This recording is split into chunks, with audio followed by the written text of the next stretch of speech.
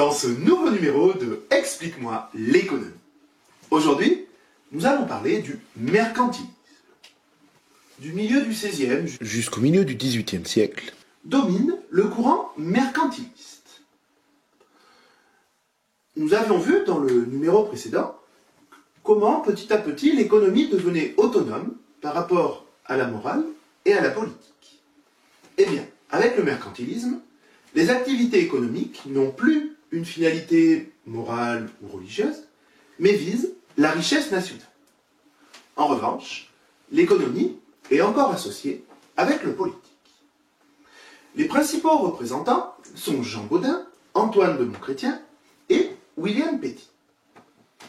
Avant de voir en quoi consiste le mercantilisme, il faut parler du contexte de l'époque. À l'époque, il y avait les grandes découvertes. Christophe Colomb qui découvrait l'Amérique, Magellan qui faisait son premier tour du monde. Et donc, les échanges s'accentuaient entre les pays. C'est aussi l'époque où l'on voit apparaître les premiers États modernes. En effet, les États-nations remplacent petit à petit les anciens pouvoirs féodaux. Et ces États vont chercher à accroître leur pouvoir, notamment en faisant venir d'importantes quantités de métaux précieux. On pense alors que la puissance d'un pays va dépendre de ses stocks de métaux précieux. Ainsi, nous verrons d'abord comment, pour les mercantilismes, la richesse doit être mise au service du souverain, puis nous verrons les différentes variantes nationales du mercantilisme. Enfin, nous résumerons en quelques points le mercantilisme. Les mercantilistes cherchent à articuler la richesse et la puissance. Ils étudient la manière dont la richesse peut être mise au service de la puissance du souverain. C'est la dernière fois que la production et la richesse seront un moyen. Ils deviendront, dans les analyses suivantes, la finalité. Les mercantilistes ont l'idée que l'échange est un jeu à somme nulle, c'est-à-dire ce que gagnent les uns correspond à ce que perdent les autres. Et donc, à chaque fois que l'on s'enrichit, le pouvoir sur l'autre augmente, puisque l'autre s'appauvrit.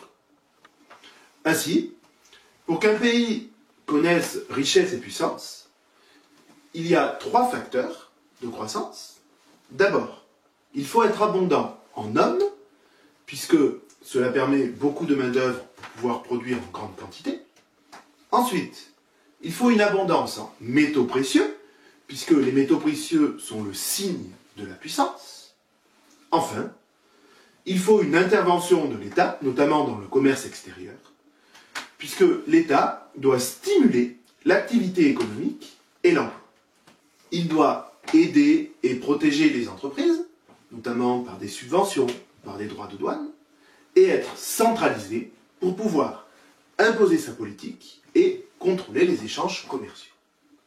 Les mercantilistes considèrent que l'État doit conserver ses richesses à l'intérieur du pays. Pour cela, l'État doit aider au développement des manufactures et au développement des infrastructures, notamment des routes, pour pouvoir favoriser les échanges dans le pays. Il doit également favoriser les exportations et limiter les importations. Par exemple, en France, en 1539, un décret royal interdit l'importation de marchandises à base de laine d'Espagne, ainsi que d'une partie de la Flandre. Les auteurs mercantilistes défendent donc un protectionnisme et des subventions pour les exportations. Le lien entre économie et politique est important pour le mercantilisme. En fait, les intérêts des marchands et du souverain sont convergents. La puissance politique de l'un passe par l'enrichissement des autres. La richesse du souverain et du peuple dépend en fait de la capacité à capter les richesses de l'étranger. Et donc, l'enrichissement national implique la constitution d'un excédent commercial. Il faut en fait diminuer les importations et favoriser les exportations. Il est possible de distinguer plusieurs variantes au mercantilisme qui s'adaptent aux spécificités de chaque pays. Ainsi, en Espagne et au Portugal, on parle de mercantilisme bullioniste qui préconise avant tout l'accumulation des métaux, puisque la source de la richesse est l'or et l'argent. Pour ces auteurs, il faut augmenter au maximum le stock de métaux et empêcher les sorties de capitaux. Ceci est bien sûr lié au contexte de ces pays, puisque l'Espagne et le Portugal cherchaient à conquérir l'Amérique latine et ont ramené l'or qui s'y trouvait. En France, on parle de mercantilisme colbertiste, et celui-ci se concentre plutôt sur l'industrialisation. En effet, la France avait comme atout sa population et son territoire. Il était donc défendu que l'État intervienne pour pouvoir développer l'industrie et l'artisanat. Ainsi, Colbert va fonder différentes manufactures dans le pays. Des réglementations douanières ont également été instaurées et des aides octroyées aux entreprises pour les aider à exporter.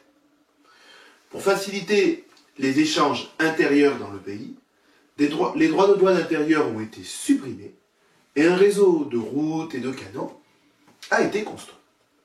En Angleterre et aux Pays-Bas, on parle plutôt de mercantilisme commercial, mettant l'accent sur le commerce extérieur. Ces pays ont cherché à créer des monopoles commerciaux. Cela est notamment passé par la création des compagnies anglaises ou hollandaises des Indes orientales, créées en 1600 en Angleterre, En 1602, aux Pays-Bas. L'objectif était en fait de contrôler le commerce maritime pour devenir le principal intermédiaire des transactions commerciales mondiales. Le mercantilisme a donc des variantes pour s'adapter aux caractéristiques de chaque pays. Pour cette raison, on ne parle pas d'école de pensée, mais plutôt de courants de pensée avec des spécificités selon les auteurs ou les pays. Pour résumer, il est possible de caractériser les mercantilistes par 5 points. D'abord, il y a une sécularisation de la pensée économique, c'est-à-dire que les réflexions s'émancipent de l'Église et l'enrichissement devient accepté, contrairement à ce qu'elle était, par exemple, avec Thomas d'Aquin. Ensuite, il y a une volonté d'augmenter la puissance politique de l'État. Et cette puissance politique passe par la puissance économique. Il y a également une réhabilitation du marchand, puisque avec Aristote ou Thomas d'Aquin, le marchand avait mauvaise réputation. Il était considéré comme celui qui achetait à un prix bas pour revendre plus cher. Ici, le marchand est vu comme celui qui va permettre l'enrichissement du royaume et donc la puissance politique du pays. Le quatrième point est que la richesse provient de l'étranger. Les mercantilistes préconisent alors l'excédent commercial le plus élevé possible. Il faut augmenter les exportations et diminuer les importations pour accumuler des métaux précieux, puisque la richesse est justement l'accumulation des métaux précieux.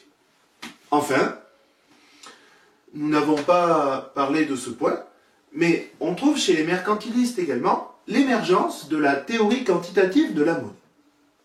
En effet, Jean Baudin, en 1568, remarque que, suite à l'arrivée d'or en provenance d'Amérique en Europe, eh bien, l'Europe avait connu une inflation très importante. Cet auteur fait donc un lien entre la quantité de monnaie en circulation, ici la quantité d'or, et le niveau des prix. Cela sera repris par la suite et deviendra la théorie quantitative de la monnaie avec Irving Fisher, mais nous parlerons de celle-ci dans un autre numéro. Le mercantilisme sera repris et critiqué par les libéraux par la suite. Nous verrons ceci dans un prochain numéro de l'Explique-moi l'économie.